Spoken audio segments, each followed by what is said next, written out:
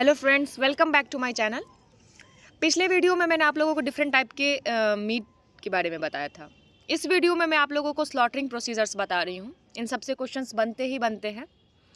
I hope आप लोगों ने टेलीग्राम चैनल के लिंक जो मैंने आप लोगों को प्रोवाइड कराई थी डिस्क्रिप्शन में, वहाँ से ज्वाइन कर लिया होगा। वहाँ आपको नोट्स और प्रीवियस ईयर के क्वेश्चंस और जो भी मुझे इंपॉर्टेंट मिलेगा मैं सेंड करती रहूँगी, ठीक है।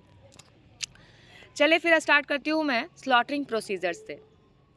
So the slaughtering procedures include pre-slaughtering handling, and the second one is like slaughtering, which includes stunning and killing. Different steps हैं और मैंने फ्लो चार्ट बना के इतना इजीली इसको कवर किया है कि एक बार में याद हो जाएगा। ध्यान से देखें तो पहला स्टेप है आपका इसमें स्टनिंग एंड किलिंग, स्कैल्डिंग। इसके बाद स्कैल्डिंग है। एक तीसरा स्टेप भी है जो कि बहुत माइनर है, वो ब्लड लेटिंग, ठीक है। प्लकिंग और डिफेदरिंग, wax dipping, de-wax, then removal of hands and legs, evisceration and inspection, carcass cleaning, head and paws cleaning, and then chilling. पहला आते हैं प्री स्लॉटर हैंडलिंग में। At night, the birds are caught by specially trained crews and placed into plastic or wooden transport cages. The birds then transported to slaughter house. ठीक है। पहले हम लोग birds को स्पेशली जो ट्रेंड क्रूज होते हैं वो लोग क्या करते हैं, उनको डिफरेंट टाइप के केजेस वो बने होते हैं, वुडन बॉक्सेस आपने देखे होंगे। चिकन्स वगैरह को उसमें क्या कहते हैं हम लोग, या फिर जो भी हैन वगैरह हैं उन सबको उसमें अच्छे से पैक कर दिया जाता है ट्रांसपोर्ट से पहले। In the next step the birds are remove from the cages and transfer to continuously moving shackles where they are suspended by both legs.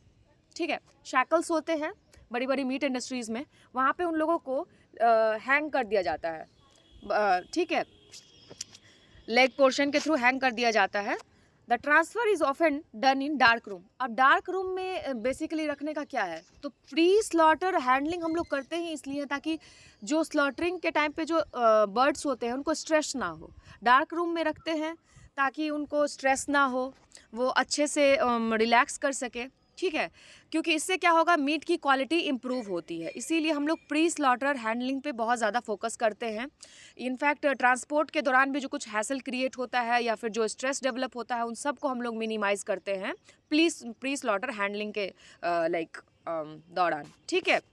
ये सब क्वेश्चंस भी पूछ लेते हैं एक दो, ठीक है, कि प्री स्लॉटर हैंडलिंग क्यों इम्पॉर्टेंट है। अब आएंगे स्लॉटरिंग प्रोसीजर्स पे। तो देखिए मैंने अच्छे से फ्लो चार्ट बनाया हुआ है, 5 मिनट में आपका ये टॉपिक कवर हो रहा है। पहला क्या है आपका, hanging, continuously moving shackles where they are suspended by both legs, ठीक है। ये था आपका हैंगिंग का, ठीक है। अब देखिए स्टनिंग। स्टनिंग बेसिकली किया ही इसलिए जाता है ताकि जो अब देखिए क्या है कि आपने वो टॉपिक्स पढ़े होंगे, कोशर, हलाल, झटका, ये मेथड्स वगैरह। इन सब को करने के पीछे रीज़न क्या है, ताकि जितना से जितना हो सके स्ट्रेस कम हो और एफिशिएंट ब्लीडिंग हो, जिससे कि मीट की क्वालिटी अच्छी हो, ठीक है। हायर क्वालिटी ऑफ मीट को ऑब्टेन करने के लिए हम लोग क्या करते हैं, डिफरेंट टाइप के स्टनिंग मेथड्स यूज़ करते हैं। यहाँ बेसिकली क्या किया जाता है, आपको मेडुला ऑब्लोंगेटा को ये क्या करता है, अफेक्ट करता है। स्कल बोन में क्या करते हैं, पिथिंग वगैरह करते हैं, रॉड लेते हैं माइंड में, उसको उसके बाद स्कल बोन में इंट्रोड्यूस करते हैं, ठीक है। ये है आपका स्टनिंग मेथड। इसको मैं आगे मतलब हम लोग डिटेल में देखने वाले हैं स्टनिंग। तो स्टनिंग का बेसिकली मेथड क्या है, पिथिंग वगैरह है, कैप्टिव वोल्ट है, ये सब है।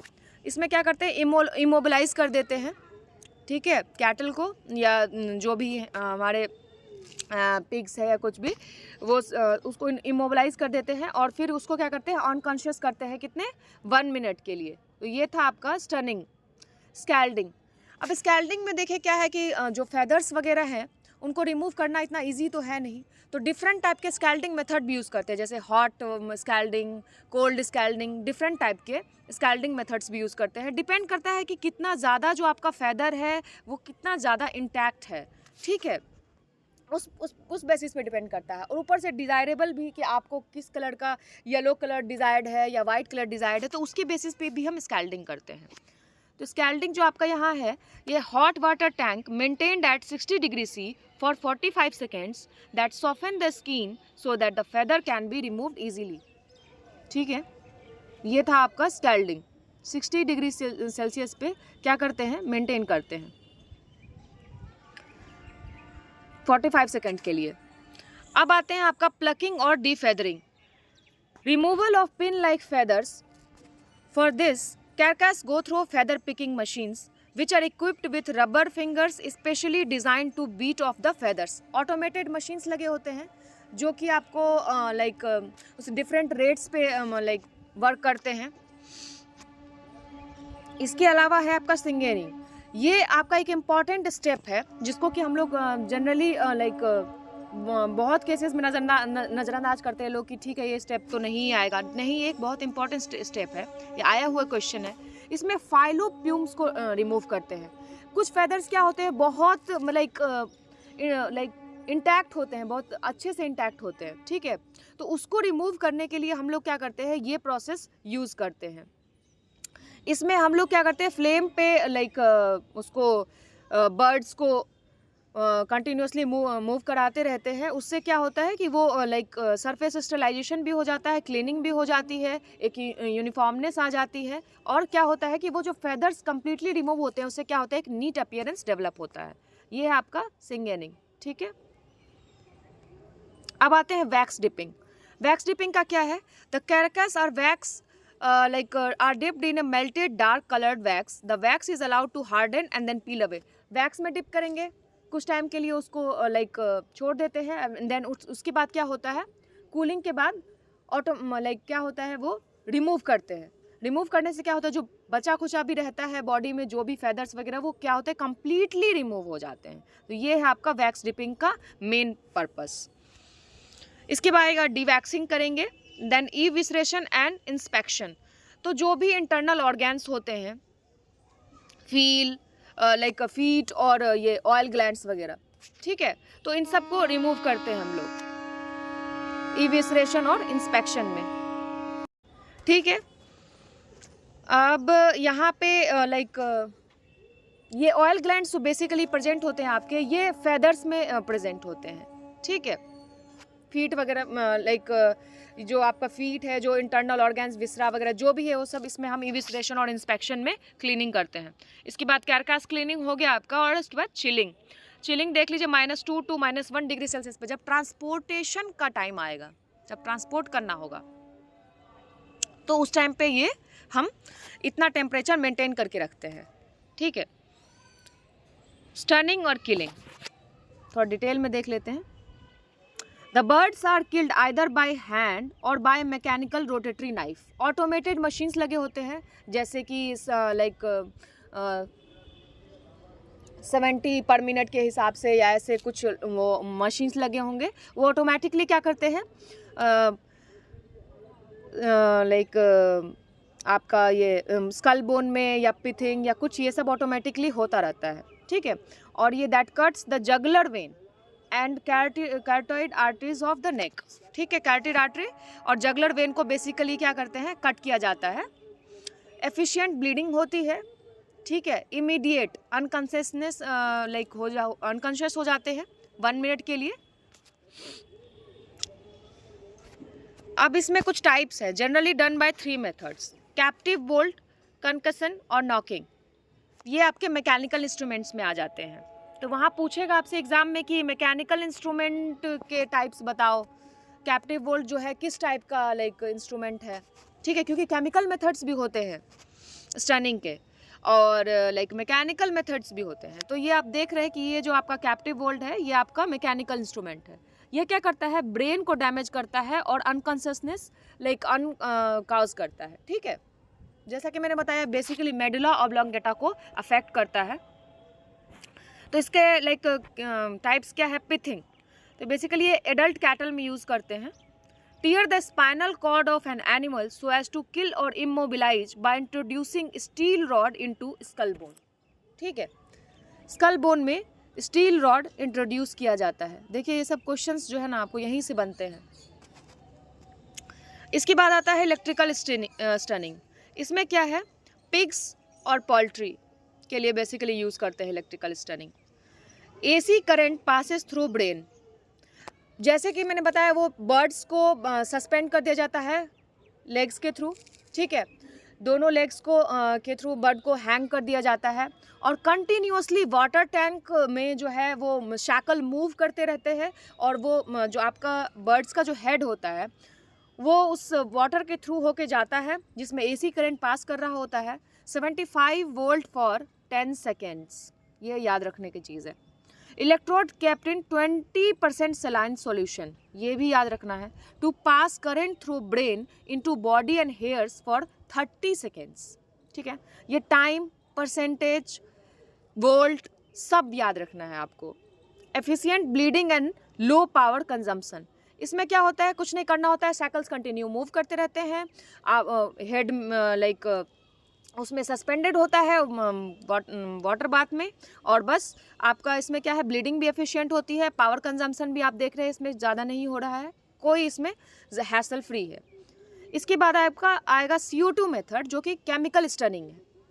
मैकेनिकल स्टनिंग देख लिया आपने, इलेक्ट्रिकल स्टनिंग देख लिया, अब ये केमिकल स्टनिंग है। केमिकल स्टनिंग में क्या होता है, CO2 gas released in a room where animals are kept at it blocks nerve endings, ठीक है। CO2 गैस को सिंपली क्या करते हैं, रिलीज कर देते हैं। जिस रूम में भी बर्ड्स को रखा जाता है या फिर एनिमल्स को रखा जाता है वहाँ पे क्या होता है, ये आपके नर्व एंडिंग को ब्लॉक कर देता है। Expose to 65% concentration of CO2 gas pigs become anaesthetise, ठीक है, सिर्फ 65% कंसंट्रेशन पे ही एनेस्थेसाइज होते, ठीक है, पिग्स वगैरह। ये आपका 3 मेथड बताया मैंने, मैकेनिकल, केमिकल और इलेक्ट्रिकल, ठीक है। तीनों मेथड को याद रखें, तीनों में से कहीं से क्वेश्चंस बनेंगे। किलिंग के जो मेथड्स हैं, स्कैल्डिंग, देखिए इसमें मैंने बताया था आपको, स्कैल्डिंग में बेसिकली स्किन का रिमूवल किया जाता है, जो फेदर्स वगैरह होते हैं उनको रिमूव किया जाता है। तो इसमें सॉफ्ट स्कैल्ड और हार्ड स्कैल्ड दोनों आएगा। सॉफ्ट स्कैल्ड क्या है, अबाउट 50 डिग्री C और 122 degree Fahrenheit for 182 to 220 second, 3 to 4 minute, 3 to 4 minute, ये मिनट है आपका, 3 to 4 minute. If the retention of yellow skin color is desired, then we are using soft scald. On the other hand, when we are using hard scald, in hard scald the temperature is like between 56 to 58 degrees C for 1 to 2 minutes, generally used for the removal of yellow pellicle. अगर हमें white bird desired है तो हम लोग क्या करेंगे, hard scaled करेंगे। इसमें टेम्परेचर थोड़ा ज़्यादा रहेगा, टाइम कम, टेम्परेचर ज़्यादा, ठीक है, हार्ड स्कैल्ड। ग्रेडिंग जो बेसिकली हम लोग करते हैं किसी भी मीट का, पोल्ट्री का, एग का, तो बेसिकली किस बेसिस पे हम लोग करते हैं। एग की मैंने ग्रेडिंग्स की आप लोगों को बताई थी, एग की ग्रेडिंग हम लोग कैसे करते हैं, ठीक है, योग साइज, योग पोजीशन, एल्ब्यूमिन लेवल, ये सब हम लोग चेक करते हैं। और यहाँ जो मीट की ग्रेडिंग है वो आपकी होती है किस बेसिस पे, cuts and tears, defeathering, fat covering, discolouration.